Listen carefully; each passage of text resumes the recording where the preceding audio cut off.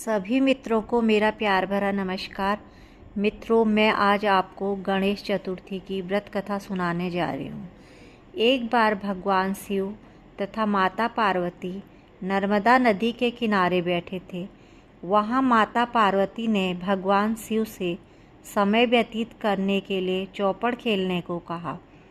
शिव चौपड़ खेलने के लिए तैयार हो गए, परंतु इस खेल में हार जीत का फैसला कौन करेगा, यह प्रश्न उनके समक्ष उठा तो भगवान शिव ने कुछ तिनके एकत्रित कर उसका एक पुतला बनाकर उसकी प्राण प्रतिष्ठा कर दी और पुतले से कहा, बेटा, हम चौपड़ खेलना चाहते हैं, परंतु हमारी हार जीत का फैसला करने वाला कोई नहीं है। इसीलिए तुम बताना कि हम दोनों में से कौन हारा और कौन जीता। उसके बाद भगवान शिव और माता पार्वती का चौपड़ खेल शुरू हो गया। यह खेल 3 बार खेला गया और संयोग से तीनों बार माता पार्वती ही जीत गई। खेल समाप्त होने के बाद बालक से हार जीत का फैसला करने के लिए कहा गया, तो उस बालक ने महादेव को विजयी बताया। यह सुनकर माता पार्वती क्रोधित हो गई और क्रोध में उन्होंने बालक को लंगड़ा होने, कीचड़ में पड़ने का श्राप दे दिया। बालक ने माता पार्वती से माफ़ी मांगी और कहा कि यह मुझसे अज्ञातवश ऐसा हुआ है, मैंने किसी द्वेष भाव में ऐसा नहीं किया। बालक द्वारा क्षमा मांगने पर माता ने कहा, यहाँ गणेश पूजन के लिए नाग कन्याएं आएंगी, उनके कहे अनुसार तुम गणेश व्रत करो, ऐसा करने से तुम मुझे प्राप्त करोगे। यह कहकर माता पार्वती शिव के साथ कैलाश पर्वत पर चली गई। 1 वर्ष के बाद उस स्थान पर नाग कन्याएं आई। तब नाग कन्याओं से श्री गणेश के व्रत की विधि मालूम करने पर उस बालक ने 21 दिन लगातार गणेश जी का व्रत किया। उसकी श्रद्धा से गणेश जी प्रसन्न हुए। उन्होंने बालक को मनोवांछित फल मांगने के लिए कहा। उस पर उस बालक ने कहा, हे विनायक, मुझ में इतनी शक्ति दीजिए कि मैं अपने पैरों से चलकर अपने माता पिता के साथ कैलाश पर्वत पर पहुंच सकूं और वे यह देख प्रसन्न हों। तब बालक को वरदान देकर श्री गणेश अंतर्ध्यान हो गए। इसके बाद वह बालक कैलाश पर्वत पर पहुंच गया और कैलाश पर्वत पर पहुंचने की अपनी कथा उसने भगवान शिव को सुनाई। चौपड़ वाले दिन से माता पार्वती शिव जी से विमुख हो गई थी। अतः देवी के रुष्ट होने पर भगवान शिव ने भी बालक के बताए अनुसार 21 दिनों तक श्री गणेश का व्रत किया। इस व्रत के प्रभाव से माता पार्वती के मन से भगवान शिव के लिए जो नाराजगी थी वह समाप्त हो गई। तब यह व्रत विधि भगवान शंकर ने माता पार्वती को बताई। यह सुनकर माता पार्वती के मन में भी अपने पुत्र कार्तिकेय से मिलने की इच्छा जागृत हुई। तब माता पार्वती ने भी 21 दिन तक श्री गणेश का व्रत किया और दूबा, फूल और लड्डुओं से श्री गणेश जी का पूजन अर्चन किया। व्रत के 21वें दिन वे कार्तिक के स्वयं माता पार्वती जी से मिलने आ गए। उसी दिन से श्री गणेश चतुर्थी का यह व्रत समस्त मनोकामनाओं की पूर्ति करने वाला व्रत माना जाता है।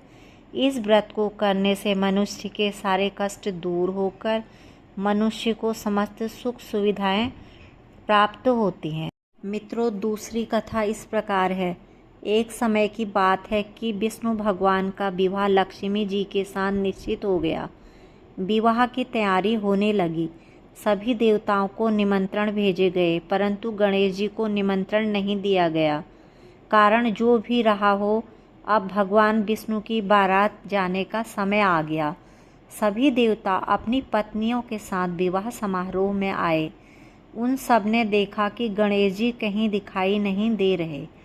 तब वे आपस में चर्चा करने लगे कि क्या गणेश जी को नहीं दिया है न्योता, या स्वयं गणेश जी नहीं आए हैं। सभी को इस बात पर आश्चर्य होने लगा। तभी सबने विचार किया कि विष्णु भगवान से ही इसका कारण पूछा जाए। विष्णु भगवान से पूछने पर उन्होंने कहा कि हमने गणेश जी के पिता भोलेनाथ महादेव को न्योता भेजा है। यदि गणेश जी अपने पिता के साथ आना चाहते तो आ जाते, अलग से न्योता देने की कोई आवश्यकता भी नहीं थी। दूसरी बात यह है कि उनको 1.25 मन मूंग, 1.25 मन चावल, 1.25 मन घी, 1.25 मन लड्डू का भोजन दिन भर में चाहिए। यदि गणेश जी नहीं आएंगे तो कोई बात नहीं, दूसरे के घर जाकर इतना सारा खाना पीना अच्छा भी नहीं लगता। इतनी वार्ता कर ही रहे थे कि किसी एक ने सुझाव दिया, यदि गणेश जी आ भी जाएं तो उनको द्वारपाल बनाकर बैठा देंगे कि आप घर की याद रखना। आप तो चूहे पर बैठकर धीरे धीरे चलोगे तो बारात से बहुत पीछे रह जाओगे। यह सुझाव भी सबको पसंद आ गया तो विष्णु भगवान ने भी अपनी सहमति दे दी। होना क्या था कि इतने में गणेश जी वहां आ पहुँचे और उन्हें समझा बुझाकर घर की रखवाली करने के लिए बैठा दिया। बारात चल दी। तब नारद जी ने देखा कि गणेश जी तो दरवाजे पर ही बैठे हुए हैं, तो वे गणेश जी के पास गए और रुकने का कारण पूछा। गणेश जी कहने लगे कि विष्णु भगवान ने मेरा बहुत अपमान किया है। नारद जी ने कहा कि आप अपनी मूषक सेना को आगे भेज दें तो वह रास्ता खोल देंगी, जिससे उनके वाहन धरती में धंस जाएंगे। तब आपको सम्मानपूर्वक बुलाना पड़ेगा। अब तो गणेश जी ने अपनी मूषक सेना जल्दी से आगे भेज दी और सेना ने जमीन खोल कर दी। तब बारात वहां से निकली तो रथों के पहिए धरती में धंस गए। लाख कोशिश करे परंतु पहिए नहीं निकले। सभी ने अपने अपने उपाय किए परंतु पहिए तो नहीं निकले, बल्कि जगह जगह से टूट गए। किसी की समझ में नहीं आ रहा था कि अब क्या किया जाए। तब तो नारद जी ने कहा, आप लोगों ने गणेश जी का अपमान करके अच्छा नहीं किया। यदि उन्हें मनाकर लाया जाए तो आपका कार्य सिद्ध हो सकता है और यह संकट टल सकता है। शंकर भगवान ने अपने दूत नंदी को भेजा और वे गणेश जी को लेकर आए। गणेश जी का आदर सम्मान के साथ पूजन किया।